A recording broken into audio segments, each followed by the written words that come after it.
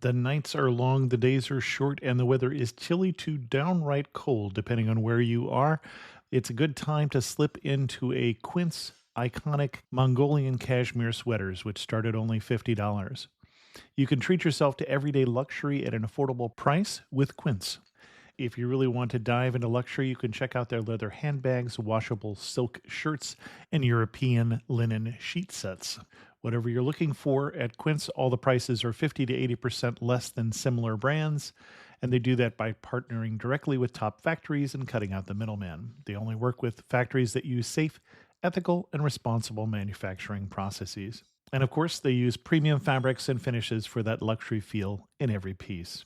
But you've already heard me rave about my Quince travel pants. Treat yourself this winter without the luxury price tag. Go to quince.com/traveler for 365-day returns plus free shipping on your order. That's QUINCE.com/traveler to get free shipping and 365-day returns. Quince.com/traveler. And thanks to Quince for sponsoring this episode of Amateur Traveler. To realize the future America needs, we understand what's needed from us. To face each threat head on. We've earned our place in the fight for our nation's future. We are Marines. We were made for this. Amateur Traveler, episode 864. Today, the Amateur Traveler talks about palaces and post-impressionists, windmills and dikes, the monarchy and the golden age, as we go to the Netherlands, exploring day trips from Amsterdam. This is Chris Christensen from Amateur Traveler. Let's talk about the Netherlands. I'd like to welcome to the show Gopinath, who is a tour operator from a Dutch tour company called greetingsfromeurope.com and is here to talk about the Netherlands. Gopinath, welcome to the show. Hello, Chris. Thank you so much for having me on the show. I'm a huge fan of your podcast. In fact, I listened to a lot of your episodes during the harsh COVID lockdowns, and I'm really happy that I can come today as a guest and contribute to this podcast. Excellent. And you are not, I gather, actually originally from the Netherlands. You're right. I am actually from India, and I moved to Netherlands about 10 years ago. I also have a travel company based in the Netherlands where we do both inbound and outbound. And for the inbound, we specialize in offering tours across the Benelux region, and Netherlands is our important market. I'm also living in this country for a little over 10 years already. So that's the reason why I thought I'll talk about the Netherlands. Excellent. And why should somebody go to the Netherlands? As Netherlands is a very popular destination with tourists from across the globe. It is a country which is on everybody's list. A lot of people do confuse the Netherlands with the name Holland, but for the rest, it's on everybody's list. But you also done yourself a couple of episodes, I think, on Amsterdam as well as the big cities of the Netherlands. But the reason why I would like to talk about the Netherlands today is to focus on the places. These could be towns or villages or certain sites or attractions which are well known to the visitors. And what really happens is when somebody would like to visit the Netherlands, they first come across the fact that this is a very small country. I don't really think this is a small country. I think for me, for example, Luxembourg or even Liechtenstein would be small, but not the Netherlands. The reason being that although the country is small, it has a very huge population. The country is home to over 17 million people, almost reaching 18 million. Just to give you a comparison, Denmark, which is not far away from here, it's similar size, but they only have about 5 million people. So the population of the country is actually very well distributed. In fact, you'll be surprised to know that density-wise, the Netherlands have more people than even India, which means also the sites and attractions are also pretty spread out. But still, I think the sites I'm recommending are not really that far away. I think especially for the American listeners, you can certainly go even much further to the east or north to south. You can be back to Amsterdam in an hour and a half. So that's what we're talking about. And the second thing is most people, when they come to Netherlands, they are also thinking about visiting Europe or the Schengen region. So they end up starting with planning in Netherlands. Then they think, okay, the country is small, and they start adding more countries because they are relatively very close by. And especially this happens a lot in Netherlands case. People see it's a small country. And they find out that to go to Brussels in Belgium, it takes only 2 hours. Paris is only 4 hours. Now with Eurostar, London is under 4 hours as well. And Berlin, we can reach in 5-6 hours. So from planning a week or two only exclusively in the Netherlands, they end up making a quick stopover in the country. So typically they do 2 nights in Amsterdam, maybe a night or two extra where they do like a day tour. They visit some attractions which are very close to Amsterdam, like Haarlem or Zandsgans, and they off to the next destination. That's why I thought I will talk about several interesting sites which are spread across different parts of the country. So the people can actually prepare an itinerary exclusively to come visit Netherlands. Excellent. Yeah, I think my first trip to mainland Europe was 2 nights in the Netherlands. That's about right. Right. It's still how it works, unfortunately, with a lot of visitors. Sure. Sure. What kind of itinerary are you going to recommend for us? I planned a 6 days itinerary for our visitors. I think either you are a first-time traveler to the country or visiting Netherlands quite often, you will anyway be starting a trip from Amsterdam. I think Amsterdam still, is the highlight of anybody's trip to the country. I think it's a great city. It's also a UNESCO site. So you would spend a couple of days in Amsterdam. There are a couple of things which has changed a little bit in the city. I thought I will just update your guest since you've done an exclusive episode on Amsterdam. One is the city is getting more and more bike friendly, as Amsterdam is notorious for the cyclist. And many times they argue that they don't really have enough space in the city. So what's really happening is a typical street in Amsterdam, you will see in the middle there are tracks for trams. And on both sides then there are the streets for the cars. Cars typically go at 50 kilometers per hour. And further down is the bicycle lane and finally the space for pedestrians. But what they're doing right now is they're expanding the space of the streets for the car. And they're changing it to, by default, bicycle lanes. And they reduce the speed limit of the cars to 30 kilometers per hour. And they're making it like a bicycle priority lane, which means the cyclist would have priority. So this way, the street for the bicyclists are becoming wider, so they will have more space.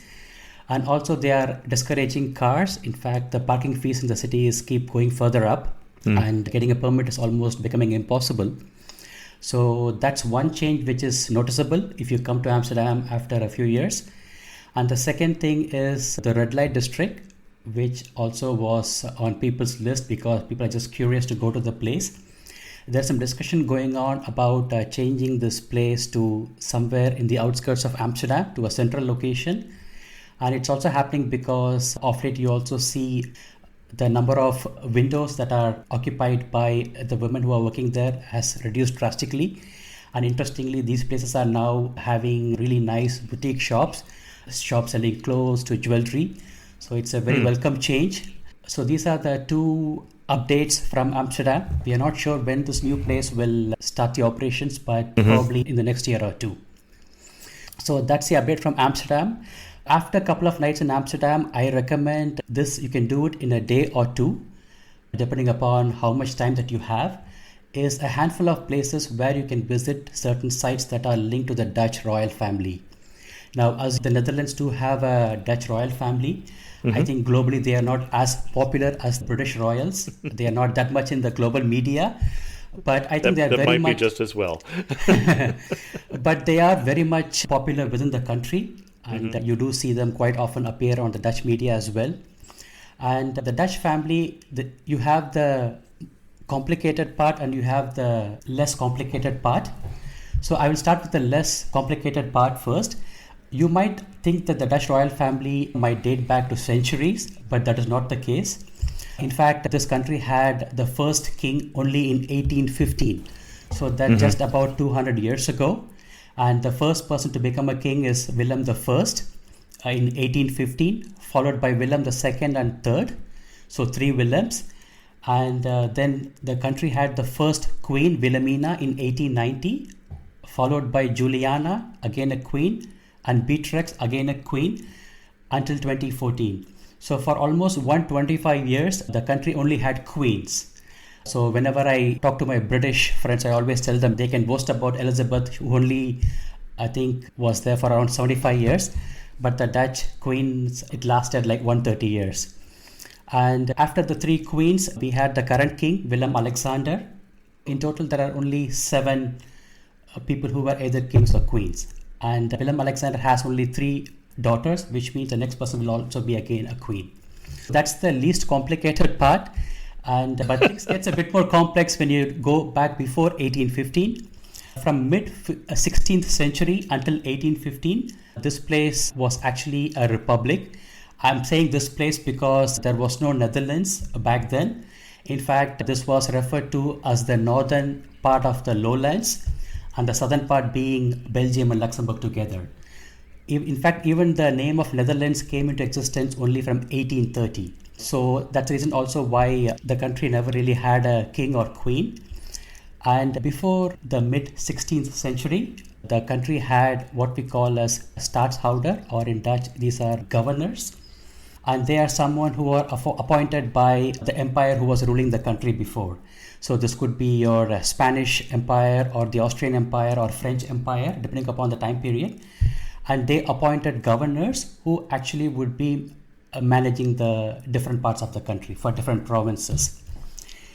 And interestingly, even when the country became republic, this happened because Willem van Orange, who actually was one of the governors, he revolted against the Spanish, which was the famous 80-year Spanish War.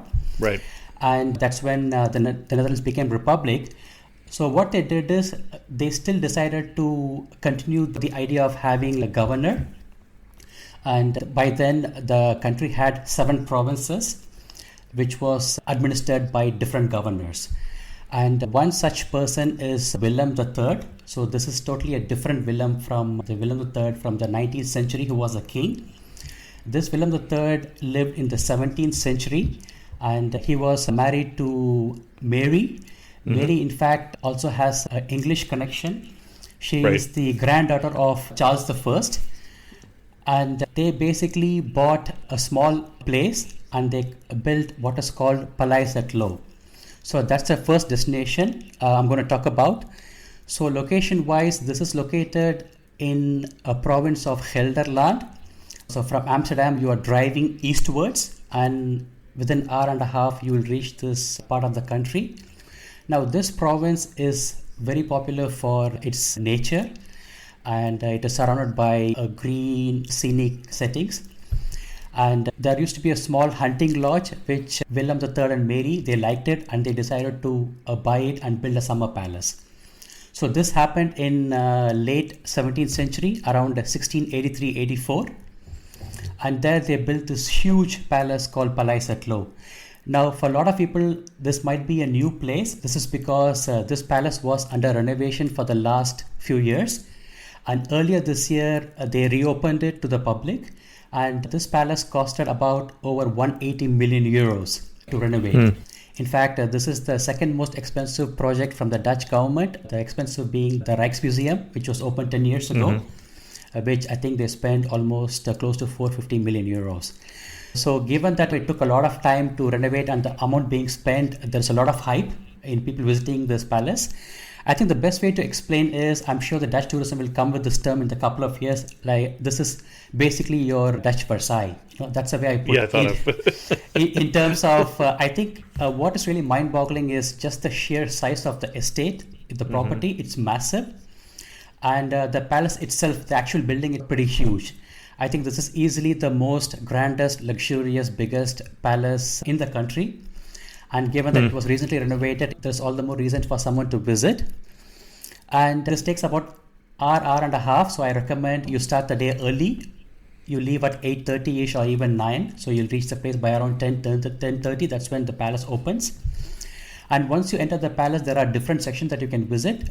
Firstly, you'll come across are the horse stables.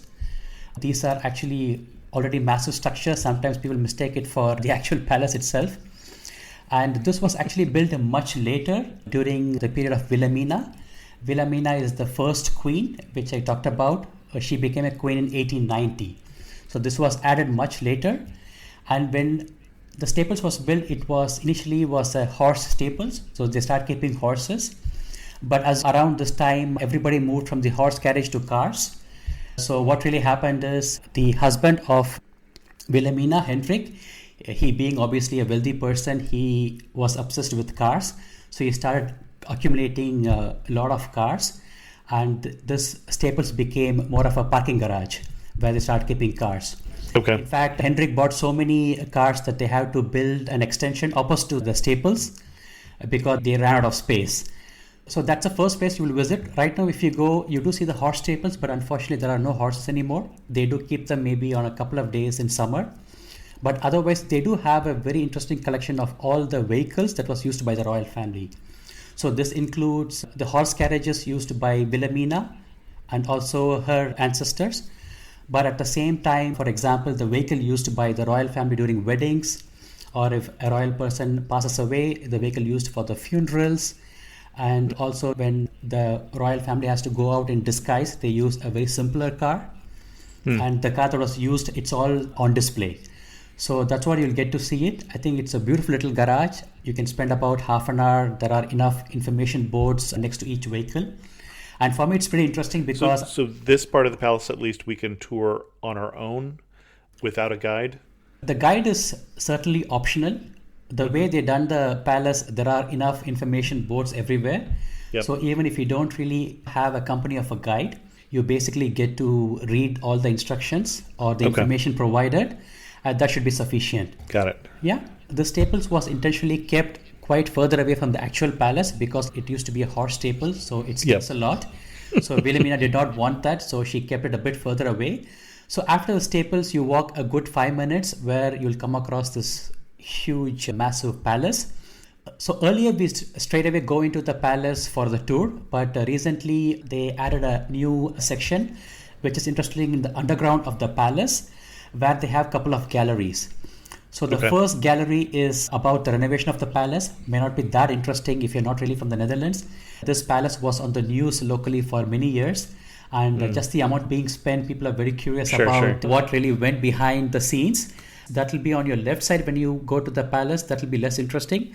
But they do have something called as an orange gallery. Orange obviously represents the Dutch royal family.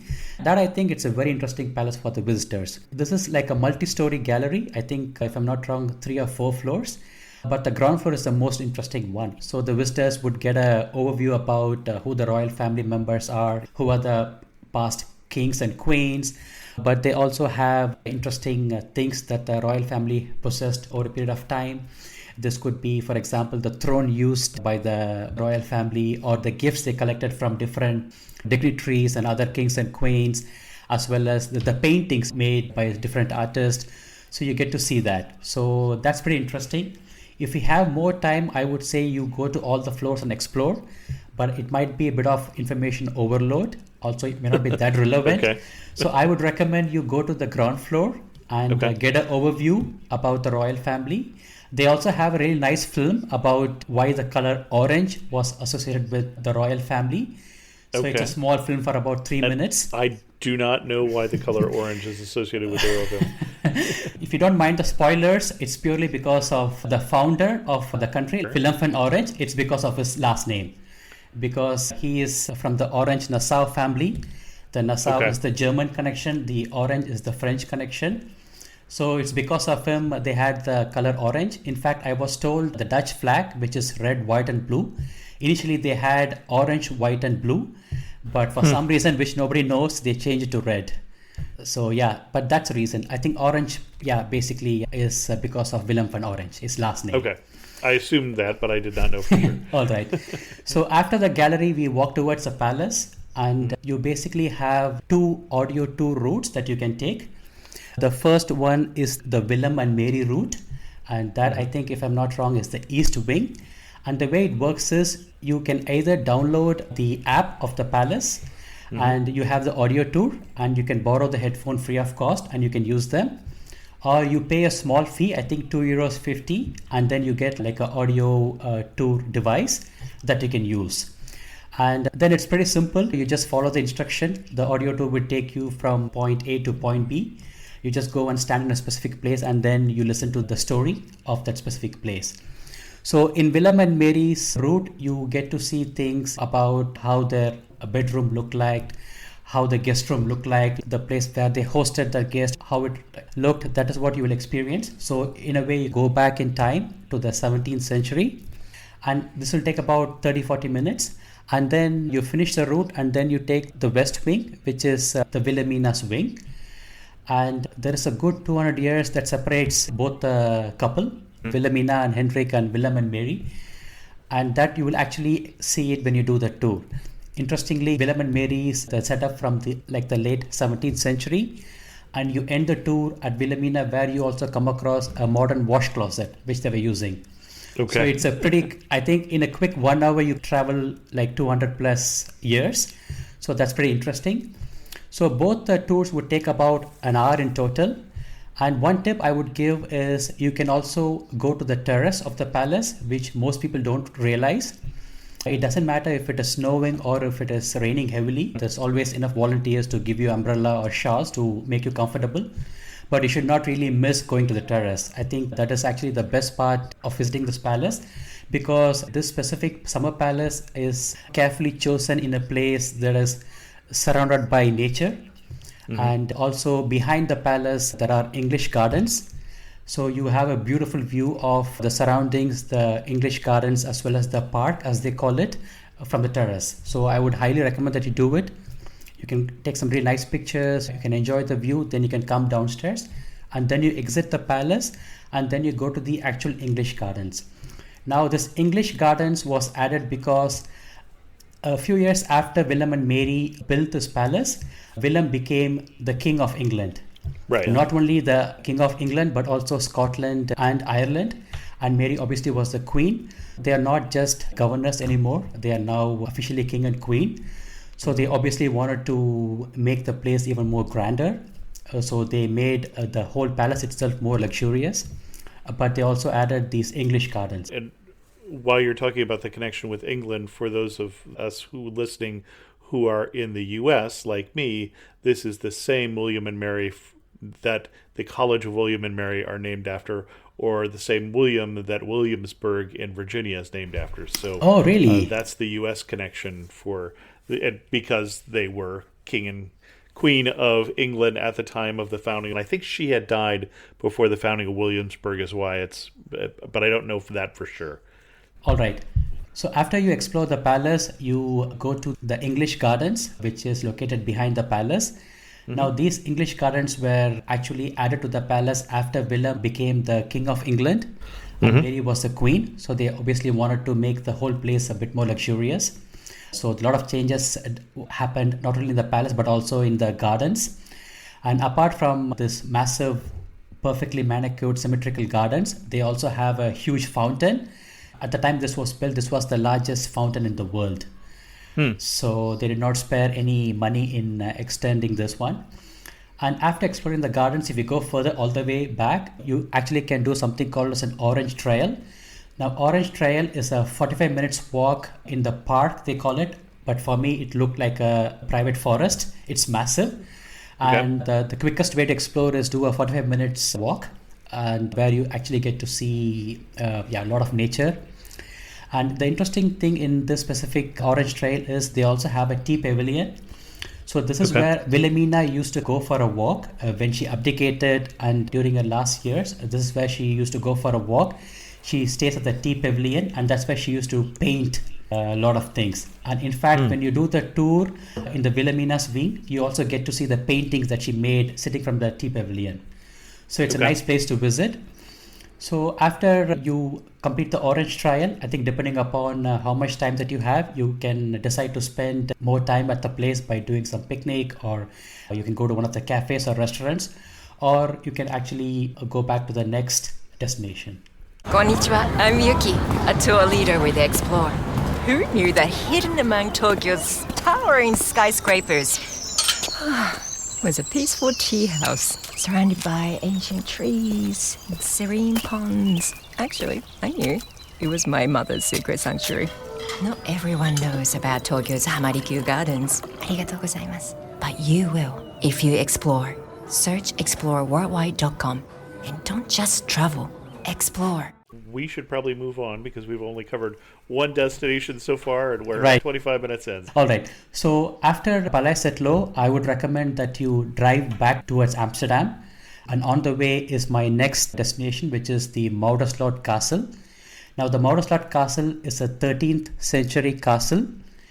And if you have a bit of time, or if you're going to do this as a 2-day itinerary, I recommend that you take a small detour and go to a region called Barn. Now, Barn is located just outside of the province North Holland, which is where Amsterdam is. So you're not really that far away from Amsterdam. And in Barn region, you can actually visit a group of palaces. Some of them are linked to the royal family. Some of them, interestingly, are owned by private individuals. So you can do a quick tour of this place. The first place that I recommend is drive to a place called Palais Soestdijk. Now, Palais Soestdijk is very popular for its association with Queen Juliana. Now, Juliana is the daughter of Wilhelmina. Soestdijk is what is to Juliana the way Palais Het Loo is to Wilhelmina. And Juliana, in fact, spent a lot of time in this palace, and even when she abdicated, she spent her last years in this palace. Interestingly, this palace even is older than Palais Het Loo. This was built in 1650. And interestingly, this palace was initiated or built by the mayor of Amsterdam. This is the golden age period, as Amsterdam was the wealthiest city in the world. So the mayor had so much money that, same as the royal palace, which you might be familiar with, he also initiated this popular palace, which became the property of the royal palace sometime later. And here you can't really visit the palace inside because right now it is getting converted into an events location. So you can't really go inside, but you can certainly enjoy the view from the outside. You can just park the car opposite to the palace and take a few pictures. Because Juliana is also becoming more popular. I know that there are a lot of exhibits being done. There's a lot of talk going on about her. People are becoming more aware of her. So people like to visit this palace because of Juliana. And after that, you can visit to a place called Castle Drakenstein. Now, although it has castle in its name, it's actually a small palace. And this place is popular for Queen Beatrix. And Beatrix was the mother of the present king, Willem Alexander. For a lot of people who's my age, who lived in the Netherlands, she's like the queen. She's in fact a similar age to Queen Elizabeth of England. And she is very much alive, and she currently lives in Castle Drakenstein. Now, because this place houses a royal family, it's also heavily secured. And also you can't really see much. But for a lot of people, because they have seen the houses of Wilhelmina and Juliana, they can also visit this place. You can't really see much, but you can just drive through if you want to take stop for a couple of minutes and take a quick picture, and then you can go further. So that's my recommendation. And after Castle Drakenstein, I would recommend that you visit 2 other palaces, which are interestingly not linked to the royal family, but there is so much wealth that even wealthy merchants had money to build something that is equivalent of a royal palace. The first one is Castle Hoge Voorse. Now again, although this is a very typical Dutch name. Now, although it has the name castle in it, again, this is actually a private palace. And interestingly, this was built much later in the earlier 20th century, but still initiated by a merchant navy officer. So although we relate the Dutch golden age to the 17th century, you can see even in the early 20th century, navy merchants were still building these palaces. And this place was not that well known, but it became popular because of the movie. I'm not sure if you heard of this. This is Kidnapping Freddie Heineken. This is a movie which had Anthony Hopkins in the lead. And this is a movie about the real story. Freddie Heineken, who was the owner of the Heineken breweries, popular for the Heineken beer, he was kidnapped in the early 1980s. And in fact, I was told there is a large sum being paid to rescue him. And this was the highest amount paid for anyone who was kidnapped back in 1980s. So this became a sensational news, I was told, back in the 80s. And interestingly, this palace is where Freddie Heineken stayed as a safe house after he was rescued. So a lot of people came to know about this, and this movie came in 2015.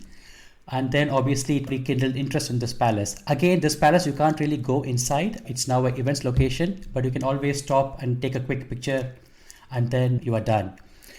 And the last place in this region is, again, one more typical Dutch name. It's called Castle Groeneveld. Literally means Castle Green Fields. Again, this is a palace, although it has castle in its name. This was built in 1710. Interestingly, this was when you approach the place, it almost looks like you are entering a royal palace, but this was built by a very wealthy merchant back in 1710.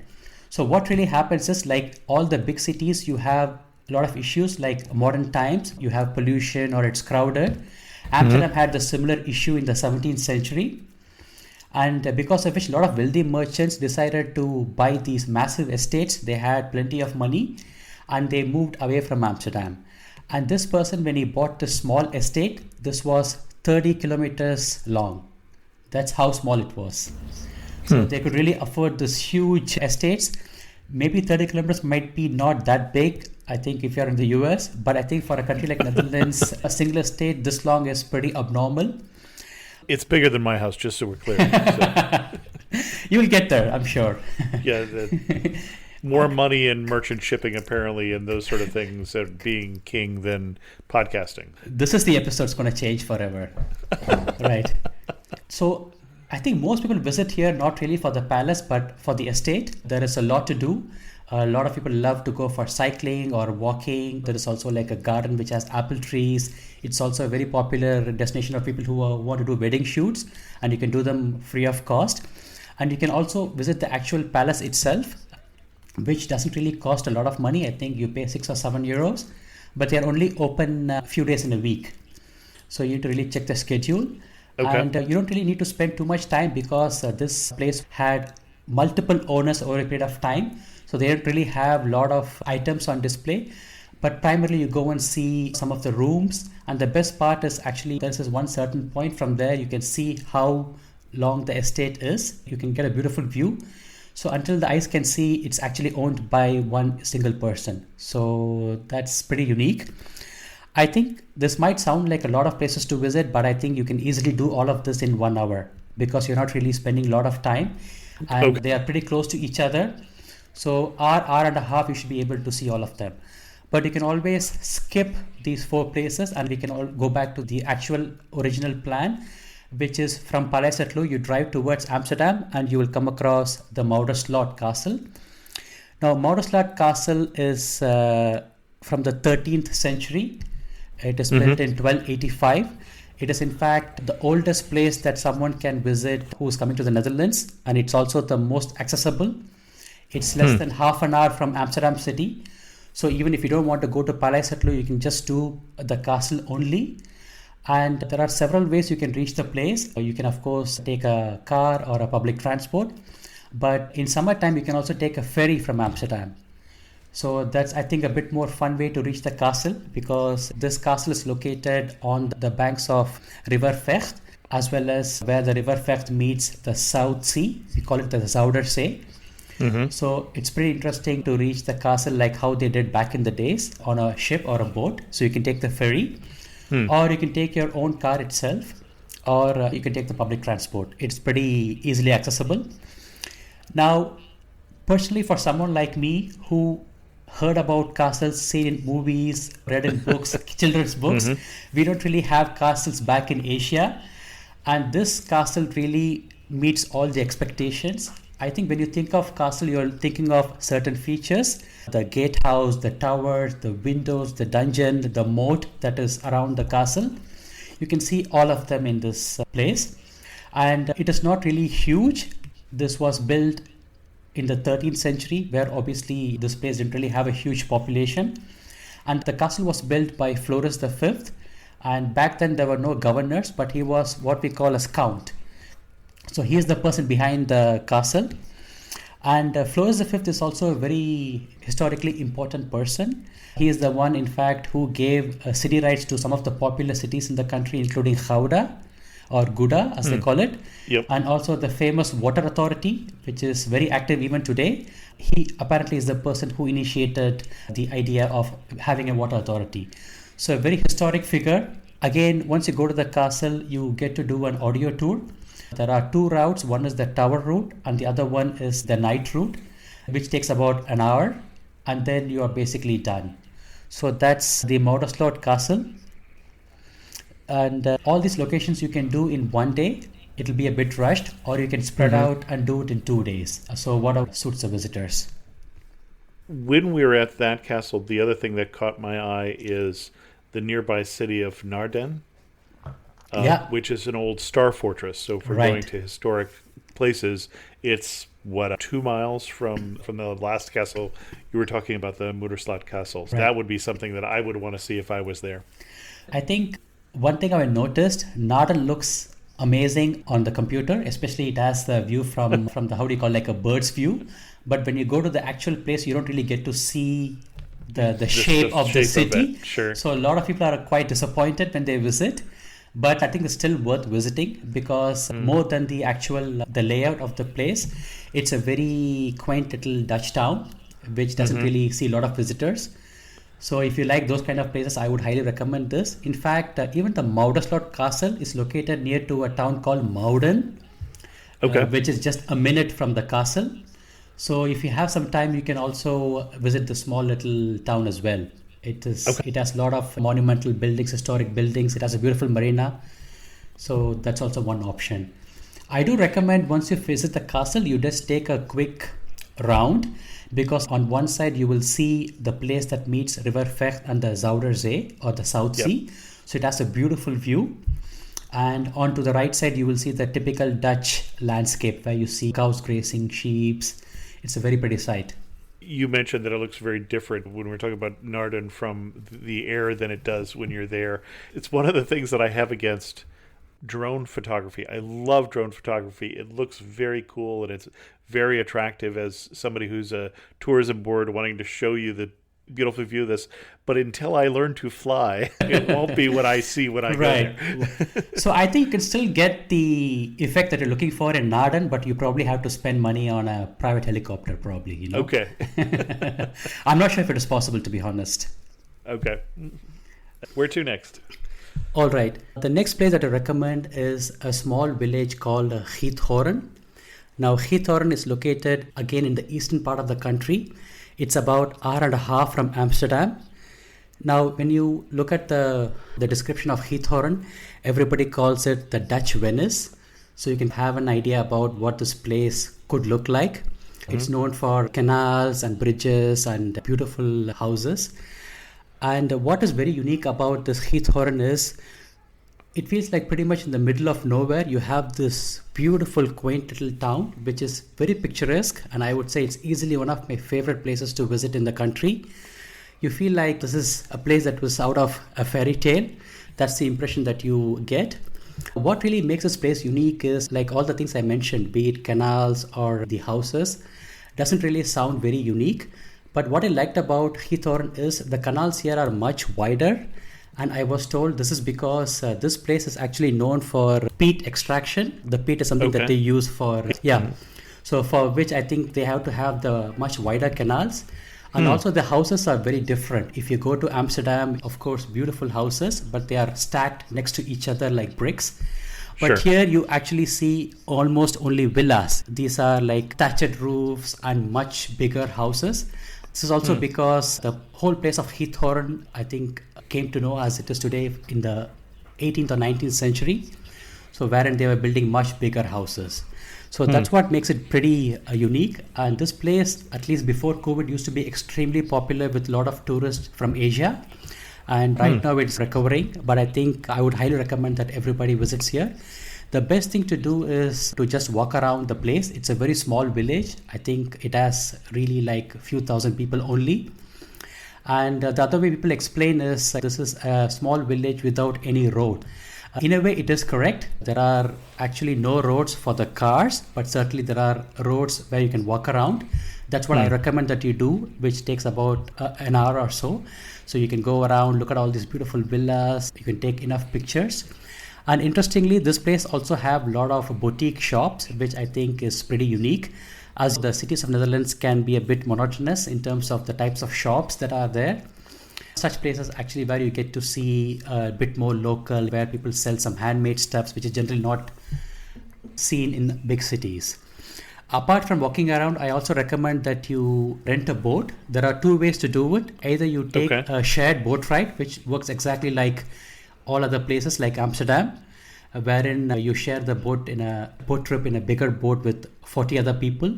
And this boat goes on the canals of the village, but also goes to nearby lakes. It takes about an hour. But if you are a bit more adventurous, I would suggest that you take a private boat, and that's a bit more fun. Even if you haven't really been on a boat before, I think this is your chance. You don't really need any license. In fact, these boats only go like 6 kilometers per hour, and they will give you a brief introduction about how to use the boat, then off you go. In fact, for the first 5-10 minutes, you probably end up crashing into everybody around you. That's perfectly normal. In fact, if you look at the social media videos, tons of videos where people are crashing into each other. Even the locals sometimes get a bit frustrated, but they know what to expect when they enter Giethoorn. So it's totally fine. I think it's all part of the fun. After 5-10 minutes, you'll get the hang of the boat, and then you can go around yourself. Again, you have the chance to rent the boat for 2, 3, or 4 hours. You can go around the canals in the village, but also you can go to the nearby lakes or waterways. So you can easily spend a good couple of hours. Okay. You can also rent a bike as well, although I would still prefer a boat ride. And all of this would take a good 4 to 5 hours. The place also has enough restaurants where you can grab something to eat. And then you can already drive back to Amsterdam. Now, this will be a bit of a long day because one way it's about an hour and a half and you're spending 5-6 hours. But if you want to make your return trip a bit more interesting, especially if you're driving with kids, I would recommend that you take one of the what we call as a closure dikes. Now, I'm not sure if you're familiar with what we call as an afsluit dikes or the closure dikes in the Netherlands. As the Netherlands is located below sea level, or at least 30% of the country. So historically, it had a lot of floodings. And so the Dutch people have an extensive water system. And one of them is actually like building dikes to block the sea from entering the land. So if you look at the map, you'll see all the way up north, there is something called as a closure dike. This was built in the early 1930s.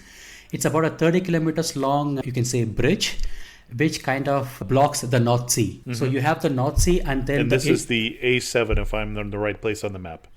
Yeah, you are right. That's the A7. So that's the first dike built. And because of which this whole region, the inward part used to be called as the South Sea. And because of the dike, over a period of time, it became a lake now. And much later, they added a different dike. That's what you see a bit south, a bit more the southern part. And that dike is what I'm recommending. It's also pretty long. It's about 27 kilometers. So when you're driving from Giethoorn, you can take a bit of a detour.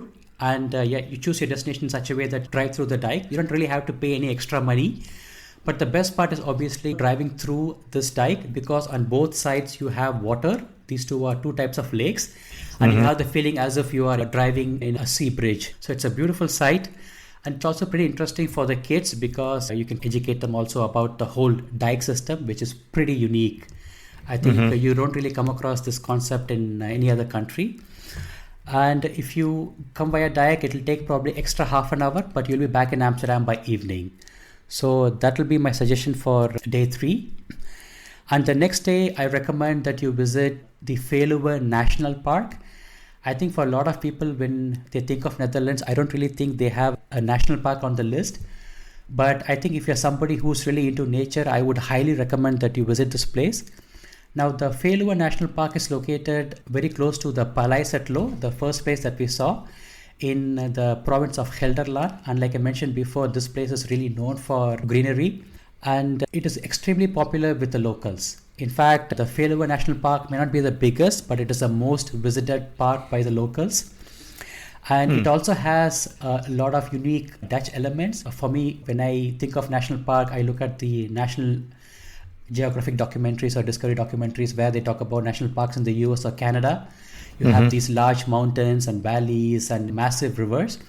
But this is actually totally in contrast to all those, as Netherlands is a flat country.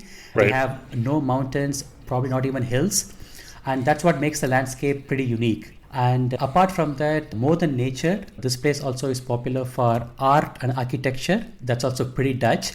And that's why I would recommend that you visit this place. So this again will take about an hour from Amsterdam, and you can go by car or you can take a public transport. If you go by car, you have the option to park your car in any of the 3 entrances. And then you can actually explore the whole park on a bicycle. And that's where the Dutch part comes in. This park actually has about 2,000 bicycles. They are pretty unique. They're all painted white, and you get to access these bicycles. So it's not like you will be given a bicycle. So once you park the car, you have to pay for the entrance fee, and you can just choose one of the bicycles from the hundreds. You can use them and start exploring. And when you go to point A to point B, you can just dump the bicycle, or you can take a different one. So it doesn't really have a locker key, and there are over 2,000 bicycles, there's plenty for the guests to visit. You can also explore the place by car. You have to pay a bit of extra fee, and then how it works is you take the car to the visitor center, and from there you can visit different places. And there are some places you can visit by car, but some you can't really visit by cars. So I will first, I think, mention the places that you can visit by cars. Otherwise, for some people, it might be a bit too much of bicycling. The first place that I recommend is the Kroller-Müller Museum. I'm not sure if you heard of this museum. Nope. Many people don't really know this place, but people say this is some of the best museums they've been to. And I'll tell you why. As the name suggests, this is actually belongs to the Kroller-Müller family. They are a very wealthy German and Dutch couple who lived in the early 20th century. And in fact, the whole Veluwe National Park was actually the private estate. They used to own the whole national park, but at some point they decided to give away the estate to the government. And in return, they basically asked to build a museum, which was named the Kroller-Müller Museum. Then comes the interesting part. Obviously, when you want to have a museum, you need to have paintings. And luckily, the Kroller-Müller family, they were also one of the biggest art collectors. And they, in fact, always had experts advising them on what paintings to buy. And they did a very clever investment. They basically bought about 90 paintings and about 180 drawings of an upcoming artist who was actually like Van Gogh or Van Gogh, as you call it in English. In fact, I was told Van Gogh was actually a less known artist. One of the reasons why his work became so popular is because of the Kroller-Müllers, but I'm not sure about that. So this museum houses the second largest collection of Van Gogh paintings after only the Van Gogh Museum in Amsterdam. And apart from that, it also has paintings from Pablo Picasso, Monet, and Piet Mondrian. So that's why it is very popular. And before COVID, the Van Gogh Museum had a lot of demand. So people have to always wait for a long time to get tickets. Very little they know that they can actually go to this Kroller-Müller Museum where they can see 90 of his paintings without any queue. So one such painting is the Cafe Terrace at night, but they do have several other as well. And the interesting thing about this museum is they also have a sculpture garden. And the thinking behind this, obviously, you go to a place like a national park, you don't really want to be indoors. You also want it to be outdoors. So they added this sculpture garden. I'm not a big sculpture man or sculpture person, but a lot of people told me that this is one of the best sculpture gardens in the world. I think they have several popular artists, including Auguste Rodin from France. He also has one of his sculptures here. So after the Kroller-Müller Museum, from art, we go to architecture. Again, within the national park, you get to go to a hunting lodge, St. Hubertus. Now, this is actually the private residence of the Kroller-Müller family. And the reason why people would love to visit this place is two reasons. One, obviously, this is the Kroller-Müller couple lived. And being the wealthiest people from that time, people are very curious about what kind of place they built. And secondly, the architect behind this building is Berlage. He is one of the most popular architects. If you remember the Dam Square in Amsterdam, there is this huge building called Boers from Berlage. So he is the architect behind it. And this basically is designed after an English hunting lodge. And the house itself, or the specific building, it's pretty huge. And it has a very interesting features. First time when I saw this huge tower right in the middle, which kind of looked like a very large chimney, I was a bit unsure why it has such a large chimney in the middle of this house. But then I learned that this is actually like a viewpoint. So this is where you can actually go all the way up, and obviously you are in a national park, so you have a beautiful view around the place. So they get to see the surroundings from there.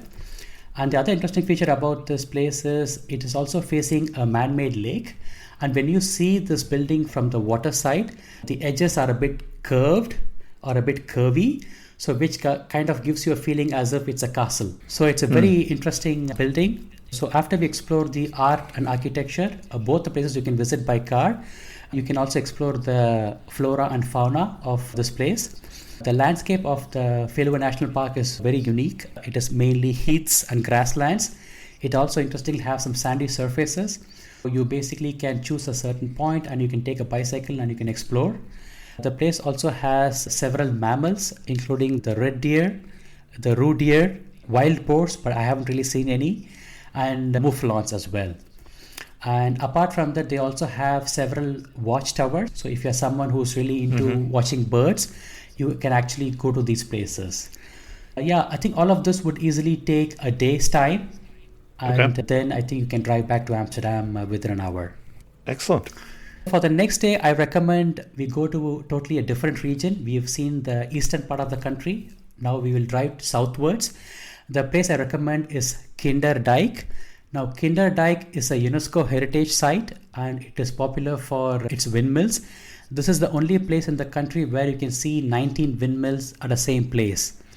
And you can either reach this place by taking a train from Amsterdam. You can take what we call as an intercity and go to Rotterdam. And from there, you can actually take a water bus, which is also a very interesting way to reach the place. And within half an hour, you are in Kinderdijk. And I think you already covered Rotterdam in one of your earlier episodes. Been a long time. Right.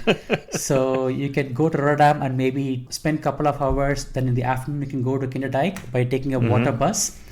And the good thing about, or the specialty about the Kinderdijk is it is not just a place which has 19 windmills, but it also has a very interesting reason why the windmills are here. As I explained before, like almost 30% of the Netherlands is lying below the sea level.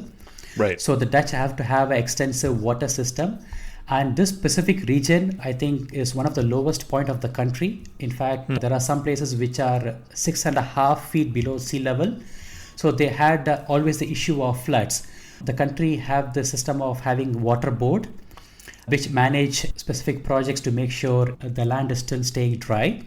In fact, I was told if the water board cease to exist, or if they stop with the jobs, or if this system doesn't exist, within 4 months, 40% of the country would be underwater.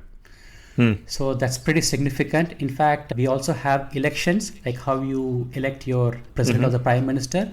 There is also election for the water board committee or authorities where everybody can vote. So that's pretty interesting. And Kinderdijk is one such place which was actually built by 2 water boards. And the idea is simple. These windmills were built to keep the whole land dry. And you can do several things in this place. Of course, right now, the windmills are not really used to keep the water dry. Obviously, we have a much better system to keep the land dry. But still, it's a very interesting place to visit.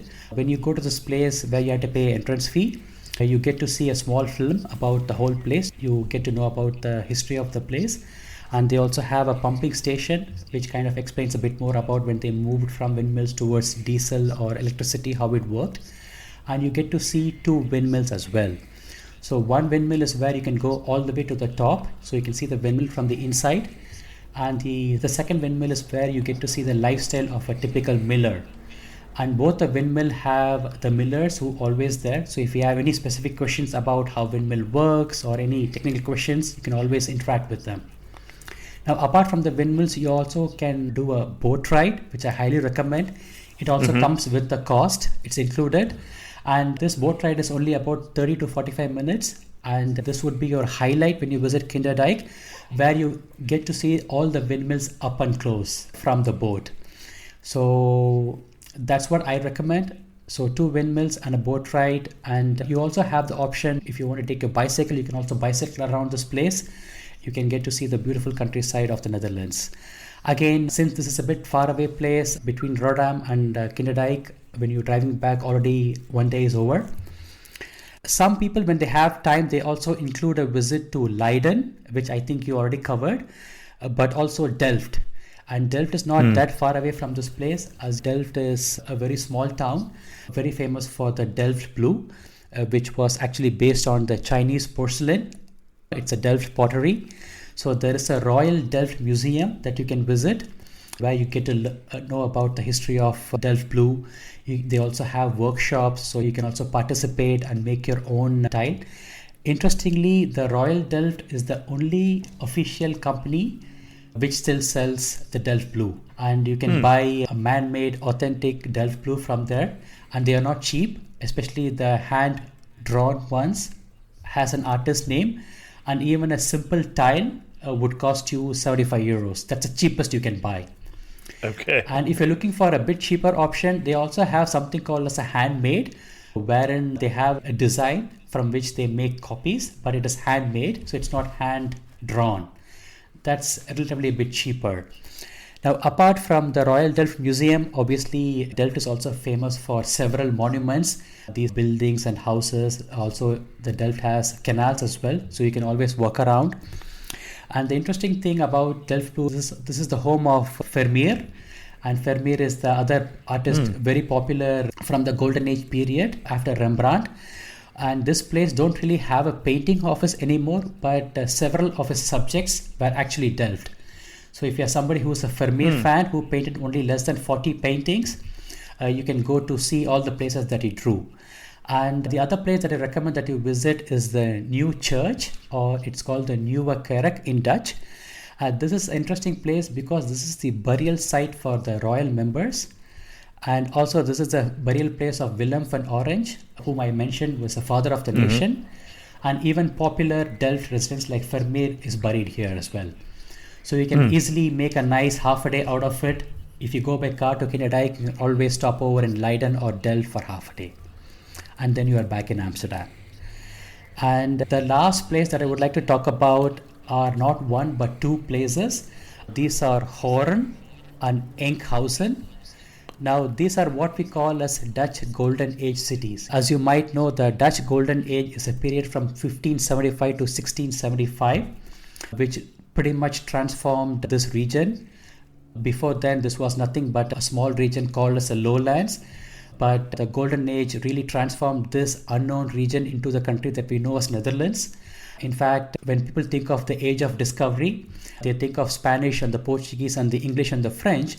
But as the Dutch played a huge part in this, New York used to be called New Amsterdam. Haarlem was named after Dutch town. Brooklyn was named after Breukelen in Netherlands. Australia used to be called New Holland. So obviously, I think this is a very important period in the Dutch history.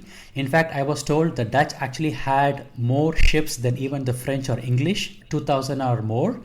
So obviously, this is a very important period for the country. And when most people think of the Dutch Golden Age, I think they think of Amsterdam. I think they are right in a way, because Amsterdam was the capital of the Dutch East Indies, which was formed in 1600. But what I personally feel is you don't really get to see the Golden Age elements in Amsterdam anymore. I think could be several reasons. One, obviously, this is the most popular city in the Netherlands, and you have obviously a lot of tourists, and there's so much going on. A lot of the cities are also modernized over a period of time. And one funny thing I always tell my clients are, one of the famous admiral was called Michiel de Ruyter. He lived in the earliest 17th century, and he was like a local hero. His house is now converted to a 3-star or a 4-star hotel. And most people who stay here or even they walk past don't really know the significance of the place. Even the old buildings now, souvenir shops or cheese shops. So I feel like Amsterdam don't really offer that the Golden Age flavor anymore. And that's why I recommend Hoorn and Enkhuizen. There are a lot of similarities between Hoorn and Enkhuizen. Hoorn is located only about 35 minutes by train from Amsterdam. So you can certainly do it by train. You don't really need a car. And Enkhuizen is located a bit further up. Now, both have a lot of similarities. Both are port towns. Both are actually on the shores of what used to be the South Sea, but not anymore after the dikes were built. And they both played a very major role in the Golden Age. In fact, both the towns are very important for the Dutch East Indies, both the cities at all times. And you also see that when you see the kind of structures they build. So I will start with Hoorn. I think the best way to explore the place is by doing a walking tour by yourself. You will come across several warehouses that belong to the Dutch East Indies, also administrative offices. And what we call as Waag. Waag is the place where the government used to set up this place where people can bring their goods and they can check the weight. It's a very common building that you see in all the old towns. So not only in Hoorn, but also, for example, in Leiden, even Amsterdam. And also Hoorn also has one of them, but also you see the typical medieval gates. Again, a typical feature that you see of the Dutch old towns. And apart from that, you also have monasteries, the city hall, as well as the orphanage homes. So I think the list is too long. What I can do is I do have a link which has the list of all the old monuments. And depending upon the availability of the time, the visitors can visit all these places. And from my end, I can recommend a couple of places. The first place I recommend is the most popular square. It's called the Rode Steen or the Redstone Square. And this is the busiest square in Hoorn. And in this place, you can visit Westfries Museum. Now, Westfries Museum is actually the most popular museum in the city. And it is called Westfries because this specific place, before it became part of North Holland, was called as the Westfries region. So people are still extremely proud about that they are West Frisian. That's how they call themselves. And this is one of the very interesting museums that you would visit. Firstly, the location itself is located on an old 400 plus years old building. The facade of the building is what makes it very interesting. It's the most luxurious facade that I've seen in a monumental building in the country. Unfortunately, this museum is right now closed for renovation. I hope they will open it soon. And once they reopen, you can actually visit this place. The key highlight of the museum is they basically keep a lot of articles that is related to the Dutch Golden Age, which I think you don't get to see it in Amsterdam. For example, not long ago, they found an old map of Batavia, which is now Jakarta, from the early 17th century. So you can see such rare items if you want to know the kind of ships that was built to explore Far East and Far West, the kind of documents that they used back in the days, how they kept the registry of all the spices that they brought back from different places. You can get to see them. So I highly recommend this place. I really hope they will open this museum soon. And after this, I recommend that you visit the Watchtower. We are walking towards the historic waterfront. The city is located in what used to be the South Sea.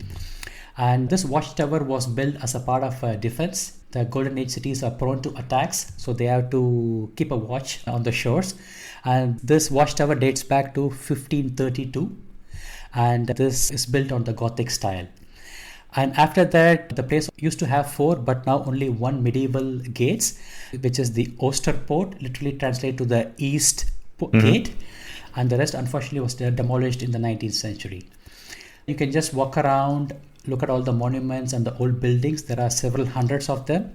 Afterwards, I would take a short train ride and go to Enkhuizen. This is only about 15 minutes. Now, you might think why I'm recommending one more place which is very similar to Hoorn. The reason being that Enkhuizen is actually home to the Zuiderzee Museum or the South Sea Museum. Now, this is easily one of the best museums I've actually been to in this country, the best non-art museum. The reason being that the scale, the museum itself is pretty huge, that they have 2 sections, the outdoor and the indoor section. And the outdoor section is what makes it pretty special. Because of the dike, the South Sea didn't exist anymore. And they wanted to showcase how life was before the dikes were built. So the kind of things that the locals used to do, the kind of clothes they used to wear, and it's pretty nicely done. In fact, they have about 140 buildings in the outdoor museum. So you can easily spend 2 to 3 hours. And if you're visiting this place, I recommend that you use the entrance where you visit first the outdoor museum, because that way you start your visit by taking a small boat trip, which makes it pretty interesting. And you can also actually first visit the indoor museum and enter the museum as well. And the indoor museum is also pretty interesting. They basically have 2 galleries. The first one is called the Sea of Stories. And as the name indicates, you get to see like how the typical day was in with the local residents, the kind of costumes they used. For me, that's a bit of a surprise because the Dutch used to have their own costumes, which is pretty unique. You don't really get to see them anymore. People don't really wear it. But this is one place where you can see them as well. And the second gallery I really liked is the Ship's Hall. They basically have the display of actual ships, and all of them are wooden ship that was used in the South Sea. Typically, when you want to see the ships or boats, you go to a marina, and most of them are like this private ships, so you can't really step in them.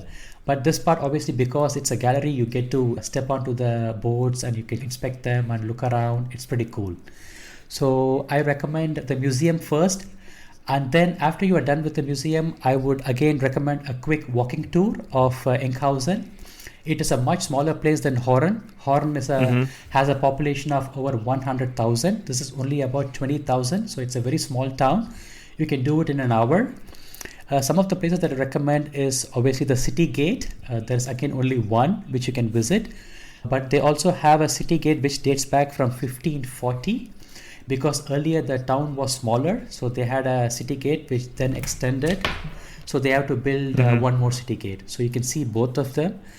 And also the city hall is also a pretty impressive building, as the city hall of Amsterdam, which was also built during the golden age, is now a royal palace. It is so grand. And Enkhuizen is not that luxurious, but still a very impressive building. And after City Hall, the last place that I recommend is what is called as a pepper house. This is actually a Dutch East Indies warehouse. And as the name indicates, this was used to store pepper. And for me, this is a pretty special place because as someone from south of India, I've been to Kerala, especially Fort Kochi. And if you go to Fort Kochi, I don't know if you've been there. I have not. Right. So I would highly recommend, because that's where they have all the Dutch warehouses that is still existing. These are converted into hotels or other buildings. So for me, it's pretty interesting to know that these peppers would have probably been stored in Fort Kochi, which I saw a few years ago. From there, this would have been transported all the way to Enkhuizen. So it's pretty interesting. Right. So that's in fact is all the places that I wanted to cover. There is one place which I kept it as optional. I kept it as optional because this is one place which is visited by most of the tourists. They come to Amsterdam and they say, okay, I have one extra day. Where else would I go? And they do the specific. We already have one of the longest episodes. We might as well go ahead and do it. Okay, that's good.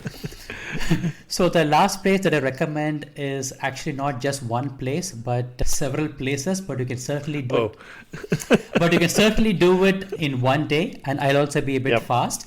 The reason why this specific tour is very popular is, one, this is located just 20 kilometers from Amsterdam.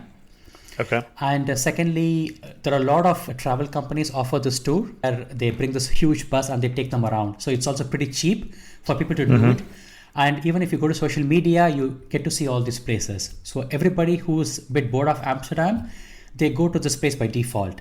This is actually a combination of visiting Zaanstad, followed by one of the fishing villages. Mostly it is Volendam. But also they can visit Edam or Monnikendam. These are all the fishing villages. First, I will start talking about Zaanstad. Now, Zaanstad is very similar to the Zouderzee Museum, which I told you about. The only difference is this place displays the rich history of the Zaan region. Now, the Zaan region became very industrial because initially it was where most of the ships for the Dutch East Indies was built. So they became very rich.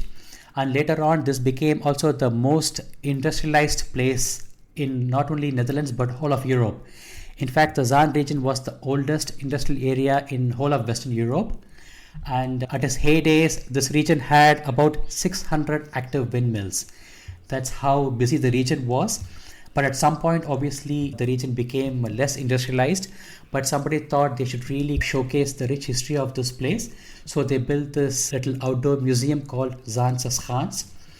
This place is actually famous for different things. For example, like the Dutch wooden houses being built, but also some of the windmills, which was destroyed. They rebuilt it again. The best part about this place is the entrance is free. So you can actually visit without paying any money. And a lot of locals visit this place because of the supermarket called Albert Heijn. That's the most famous supermarket in the country. And the first supermarket is actually located there. So even for the Dutch people, it's a pretty interesting place. Please be expected to see a lot of crowd. This is one of the most popular day tour from Amsterdam. So from morning to evening, it will be pretty crowded. And it's also crowded for a reason, although I think it's a bit touristic. Some of the things that you will see, for example, you get to see how the Dutch wooden shoe is made, or a typical cheese shop. But still, Okay. I think it is a pretty interesting place to visit. I think you will not be disappointed with the view of the windmills. And this place also is located on the bank of the Zaan River. And from the Zaan River, they basically made more waterways within the museum itself. So you don't really get the feeling like you're visiting a museum, but traveling back in time to the Zaan region. You can also do a boat tour. You can visit a couple of windmills as well. So anytime when you see anyone taking a picture with a windmill, it's most likely Zaan's Khan's. You can spend a good 2 to 3 hours. Not far away from this place, you can go to one of the fishing villages. And all these fishing villages are located on the shores of what used to be the South Sea. And Horn and Enkhuizen were also on the shores of South Sea, but they are not fishing villages. But Volendam is. So that's what you experience. This is actually an old fishing village. And typically you will see a huge marina where you see a lot of boats and ships parked there. And there are several little shops where you get to see how life used to be when this place was a fishing village before the dikes were built. And again, like Zaan's Khan, this place is very touristic. And in fact, a lot of shops are actually becoming more and more touristic with souvenir shops and stuff. So I do feel like this place is losing its charm slowly. Okay. So if you're not really keen on Volendam, I would recommend not far from this place is Edam. Now, when you say Edam, a lot of people relate it to the cheese. I think there are two cheeses which are popular. One is the Gouda cheese, the Gouda cheese, and the other one is the Edam cheese. So that's one reason you can visit this place, although you don't really see authentic cheesemakers anymore. They are now located across the country. So this place still has a cheese place, but this is a bit more commercial. But this is still a very charming fishing village. If you find Volendam too touristic, you can go to Edam. The last alternative I would give is a place called Monnikendam that is even less touristic. In fact, hardly any tourists go there. If you wanted to go to one of the fishing villages or old towns which is very close to Amsterdam, I would recommend Monnikendam as well. So Excellent. That's the last stop. And in fact, just one point I would like to add, Edam is also popular for building ships. In fact, one of the most popular ship called the Half Moon, which was used by Henry Hudson in 1609, was actually built in Edam. So that's also one other reason to visit this place. So that's all the sites I want to discuss with you. Okay. I'm really sorry about this. I think I Not really a problem. It was great content. It just Right. means that I'm going to be busy for a while longer for this episode. As we go to wrap this up, you're standing in the prettiest spot of all the places you named. Where are you standing and what are you looking at? Well, I think this is a difficult question. That there are several places that makes it to the short list. I can think of Giethoorn or even the Amsterdam canals, although we didn't talk about it. But I would say, especially given the fact that the Dutch weather is highly unpredictable and the landscape of the country changes significantly when it is blue sky and perfectly dry weather, I would say Kinderdijk is my best option. Especially the boat trip that you take in Kinderdijk is something which I would highly recommend. You have this beautiful waterway, and on both the sides you have this beautifully constructed windmill, which is a beautiful sight. So that will be my choice. Excellent. One thing that makes you laugh and say only in Holland. Well, firstly, it's Netherlands. Netherlands only. Caught me. I thought I was so careful the whole time. You could choose Holland, which is a portion of the Netherlands, but sure, only in the Netherlands. Right. I think, I know you're going to ask this question. I was trying to think about it. To be honest, it's a bit of a tricky question. But I could think of one, which actually is, as the Dutch are not that crazy about food, I think they are certainly the types who don't really live to eat, but eat to live. Okay. And I think, of course, everywhere, I think people have a light breakfast and they have a proper dinner. The Dutch do as well. But what really is a practice which I find very funny is the lunch practice. As we know, as somebody from Asia, we take our time to have a lunch, a good lunch. We spend a good 1 hour.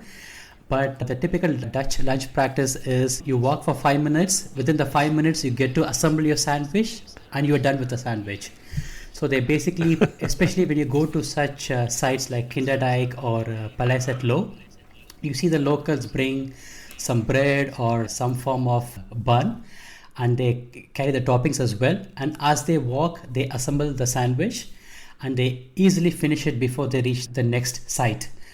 So that for me is pretty interesting. Of course, it's not everyone, but I know that there are a lot of Dutch people, they take the lunch too lightly, and it's a pretty quick 5-minute affair. So for me, that's a standout. Excellent. And if you had to summarize the Netherlands in just 3 words, what 3 words would you use? Oh, wow. To be honest, I did not really think about this question. I would say compact, Yep. beautiful, and historic. Yep. Excellent. Our guest again has Gopinath from greetingsfromeurope.com. And I think you mentioned one place you wanted to send us on your website. What's the article that we want to make sure that people see? So it's actually a link which lists all the old monuments of the town Hoorn. It's not really on our company website, but it is actually the website from the city.